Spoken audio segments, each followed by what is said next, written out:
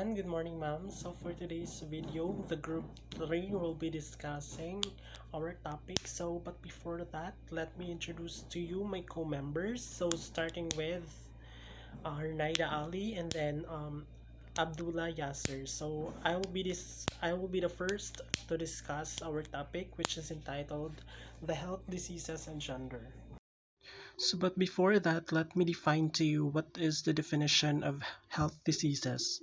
So health diseases, any harmful deviation from the normal structural or functional state of an organism, generally associated with certain signs and symptoms and differing in nature from physical injury. A diseased organism commonly exhibits signs or symptoms indicative of its abnormal state. Thus, the normal condition of an organism must be understood in order to recognize the hallmarks of disease. Nevertheless, demarcation between disease and health is not negatively affect our apparent. overall physical, mental, and even our emotional well-being of an individual. So these diseases can be acute or chronic, infectious or non-infectious, and can range from mild to severe or even life-threatening. Health diseases as well can be caused by various factors, lifestyle choices, or a combination of these factors. So the common factors of health diseases includes the diabetes, cancer, heart disease, obesity, depression, anxiety, and so on. Okay, so now let's proceed with the major distinctions. The normal state of an organism represents a condition of delicate physiological balance or homeostasis in terms of chemical, physical, and functional processes, maintained by a complex of mechanisms that are not fully understood. In a fundamental sense, therefore, disease represents the consequences of a breakdown of the homeostatic control mechanism. In some instances, the effective mechanism are clearly indicated, but in most cases, a complex mechanism is disturbed. Initially or sequentially, and precise definition of the pathogenesis of the ensuing disease is inclusive. Death in humans and other mammals, for example, often result directly from heart or lung failure, but the preceding sequence of events may be highly complex, involving disturbances of other organ systems and derangement of other control mechanisms. Okay, so when it talks about with health diseases, there are two types of diseases. So the first type is the non-communicable diseases, and then the second is the communicable diseases. So first that I'm going to discuss is the non-communicable diseases. So the first type is the non-communicable diseases. So non-communicable diseases generally are long-lasting and progress slowly, and thus they are sometimes also referred to as chronic diseases. They can arise from environmental exposures or from genetically determined abnormalities which may be evident at birth or which may become apparent later in life. So according to the World Health Organization, or the WHO, has identified four major types of non-communicable diseases, and these are the cancer, cardiovascular diseases, heart attack, stroke, chronic respiratory disease, asthma, and diabetes mellitus. WHO estimates that combined these four groups of condition account for 82% of all deaths from non-communicable diseases. So after the non-communicable diseases, there are metabolic defects. Okay, so in metabolic defects offer useful insight into understanding the impact of non-communicable disease on the functions of the human body. In humans, for example, the lack of an enzyme known as phenylalanine hydroxylase, which is necessary for the metabolism of the common amino acid phenylalanine, leads to treated is often associated with the onset of intellectual disability. Other metabolic defects may make their appearance only relatively late in life. Example of this situation are the diseases gout and type 2 late onset or adult type diabetes. Gout, nucleic acid metabolism, late onset diabetes result from an impaired release of insulin by the pancreas and a reduction in responsiveness of body tissues to insulin that lead to the inability to metabolize sugars and fat properly. Okay, for the information of everyone, metabolic defects refers to an abnormality of dysfunctions in one or more metabolic pathways, so which can lead to a variety of diseases and disorders. So metabolism is the process by which the body uses food and nutrients to produce energy, build and repair tissues, and eliminate waste products. When there is genetic or acquired defect in the metabolic systems, it can interfere with these functions and cause a range of symptoms and health problems. Okay, so after the metabolic defect, there is an environmental hazard. So metabolic abnormalities also may result from the effect of external environmental factors, a relationship that has been suggested by the apparent confinement of certain diseases to sharply delimited geographic areas. Notable examples are goiter and mottled enamel of the teeth in humans. The development of goiter is attributable to iodine deficiency in the diet, which leads to compensatory growth of the thyroid gland in the vain effort to overcome the deficiency. The disease tends to occur in inland areas where seafood consumption is minimal and dietary supplementation of iodine through such items as table salt does not occur. Mottled enamel of teeth result from consumption of excessive environmental amounts of fluoride, usually in water supplies. Conversely, dental caries tooth decay is found to occur to a greater extent in areas in which water supplies are efficient in fluoride. Okay, so in the environmental hazard, there are three some examples, and these are the first is the air pollution. So in air pollution can cause respiratory problems and cardiovascular diseases. So the second is the water pollution. So the contaminated water can cause diseases such as cholera, typhoid, and dysentery. So the last and third is the chemical exposure. So the chemical exposure to any harmful chemicals such as pesticides, lead, and asbestos can cause a range of health problems including cancer, neurological disorders, and birth defect. There also are diseases resulting from toxic substances added to the environment in sufficient amount to produce symptoms of greater or lesser severity. Although human disorders of this nature are best known, untoward effects of such contamination of the environment occur and also in plants and animals. The problem caused by environmental toxic agents are largely, if not entirely, anthropogenic occupational diseases. For example, are associated with factors that are present in the work environment or otherwise encountered in the course of work. Examples: the respiratory tract, in which are caused by inhalation of respectively asbestos, silica, and cotton dust. Also important in this regard are metal poisons, particularly involving mercury poisoning with solvent use in industrial processes and exposure to ionizing radiation. Of greater importance, large area of population atmospheric pollutants. Such diseases usually, though not invariably, are of a chronic nature. They require prolonged exposure to the noxious agent and develop slowly. Environmental disease of all kinds, however, also may predispose the individual to other diseases. For example, respiratory diseases such as silicosis render the sufferer most susceptible to tuberculosis. Okay, so now let's move on with the second type, which is the communicable diseases. Communicable or contagious diseases are those transmitted from one organism to another.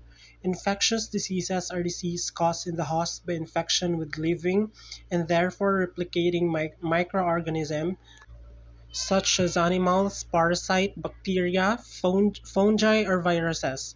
Particularly, these two classes of disease are the same because infectious diseases generally are communicable or transmissible from one host to another, and the causative agent therefore is disseminated directly or indirectly through the host population is an ecological phenomenon. The host serving as the environment in which the parasite lives. Complexity arises when the parasite occurs in more than one host species. Communicable diseases are illness that spread from one person to another or from animals to the people. They can be caused by bacteria, viruses, fungi, or parasites.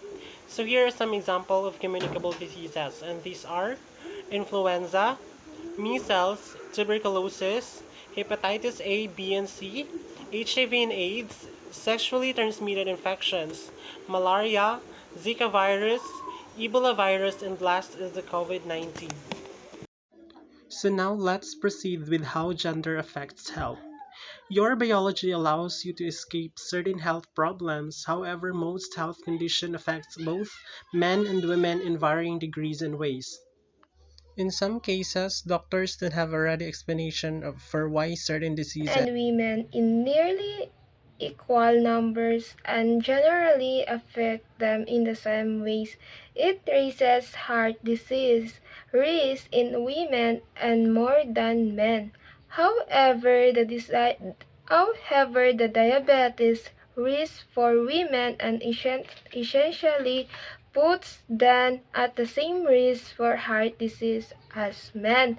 So, bagamat tinatamaan nito ang mga kalalakihan at kababaihan sa halos pantay na bilang at pangkalahatan ay nakakaapekto sa kanila sa parehong paraan, pinapataas nito ang panganib sa sakit sa puso sa mga babae higit pa kaysa sa mga lalaki. So, diabetes is when your body glucose, also called blood sugar, is too high. Blood glucose is the main type of sugar found in your blood and your main source of energy. Glucose comes from the food you eat and is also made in your liver and muscles. Your body uh, comes glucose to all of your body's cells to use for energy. So, in simple words, diabetes is a condition where the body does not properly process food for use to energy. Most of the food we eat is turned into glucose or sugar for our bodies to use for energy. The pancreas, an organ that lies near the stomach, make a hormone called insulin to help glucose get into the cells of our bodies. So, may dalawang klase ng diabetes. So, type 1 diabetes na mas bata, hindi gumagawa ng insulin ang katawan at kailangan magturok ng insulin para makontrol ang blood sugar. So, type 2 diabetes, ito na ang mga nasa edad na 35 pataas. Ito ang mas magkaraniwan at ang dahilan nito ay sa mga kinakain nila, kulang sa exercise, masyadong matataba ang mga kinakain. So, protecting your health is gender neutral. So, men and women basically need to do the same things to take care of themselves. At the core, that means living a healthy lifestyle. Eat healthy diet, exercise, and don't smoke, says those that could be as simple as adding 15 minutes of walking to your day or putting a few extra fruits and vegetables on your plate. So,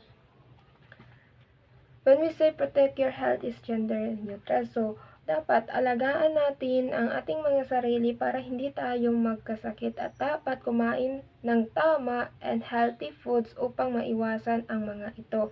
So, ang pagprotekta sa iyong kalusugan ay neutral sa kasarian ng mga lalaki at babae sa karaniwang kailangan gawin ang parehong mga bagay upang pangalagaan ang mga sarili. So, kumain ng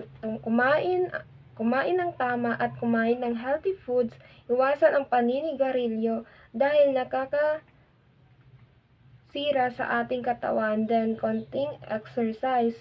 At syempre, mahalaga rin sa atin ang ipagkonsulta sa ating doktor kung kamusta pa ba ang ating kalusugan.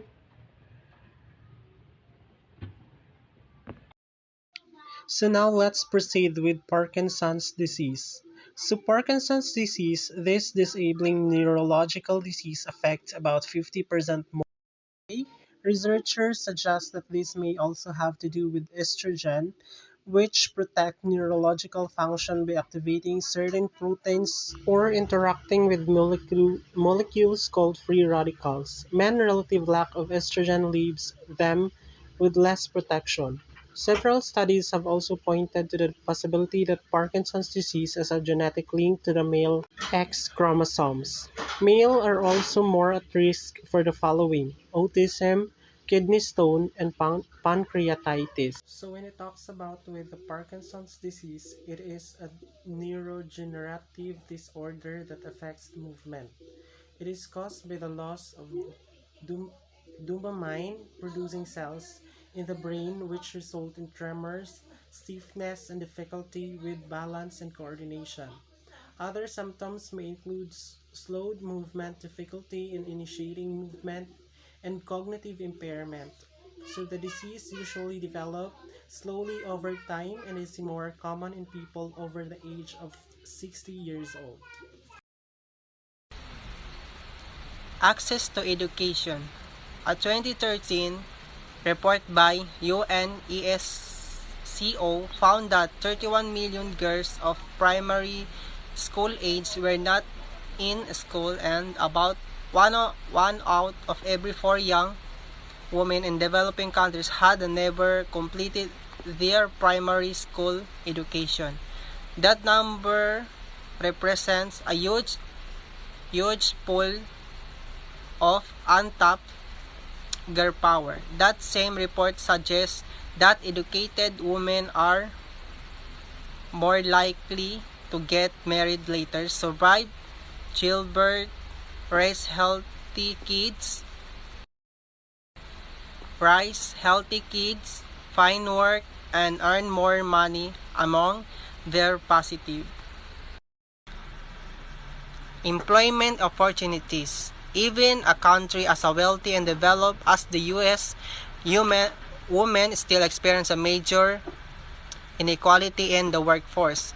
By sometimes, women earn only $0.77 for every $1 earned by men. Globally, the gender gap is even wider. Women earn only one-tenth of the world's income.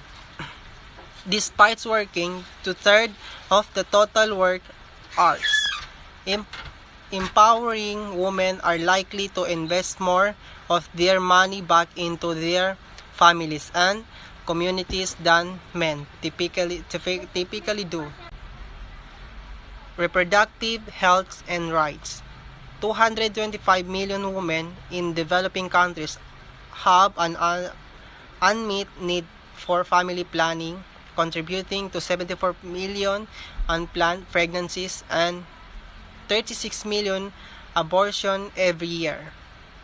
According to figures cited by Women Deliver, a women's advocacy group helping women take charge of their baby making reduces unsafe abortion and maternal death by over 70% each, and conserves precious resources that would otherwise have gone toward pregnancy-related costs. Maternal health. The World Health Organization estimates that 800 women die every day from preventable pregnancy-related causes. That's nearly 300 lives per year, needlessly lost during what is fundamentally a life-creating event. What more is there to say? Gender-based violence. 1 in 3 women experience by physical or sexual violence in their lifetimes. According to WHO, whether it's domestic abuse, rape, or sexual trafficking, gender-based violence denies denies for too many women the opportunity to live happy, healthy, and fulfilling lives. Child marriage. An estimated 140 million girls will become a child brides between 2011 and 2020. Girls who marry before age 18 are typically denied an education at risk of complication related to premature childbearing and more vulnerable to intimate partner violence. Female genital mutilation. Genital mutilation defined by WHO as including procedure that internationally alter or cause injury to the female genital organs for medical reason is a complex issue with religious and cultural implication for the groups by practice it. That said, the general consensus in the international community is that FGM imposes real health consequences, violates a child's rights, and promotes inequality between the sexes. Water sanitation. When clean drinking water and hygienic sanitation facilities are in short supply, women and girls suffer most. Case in point, girls whose school lack proper bathrooms will often skip school during their menstrual periods for fear of embarrassment or stigma. It's also true that women in developing countries are frequently tasked with fetching water, which can be a time-consuming process. As my college Kristen pointed out, the girls and women of the world have much better things to do with their time than shuttle buckets around. And gender equality. Equality of the lack thereof is a recurring issue when it comes to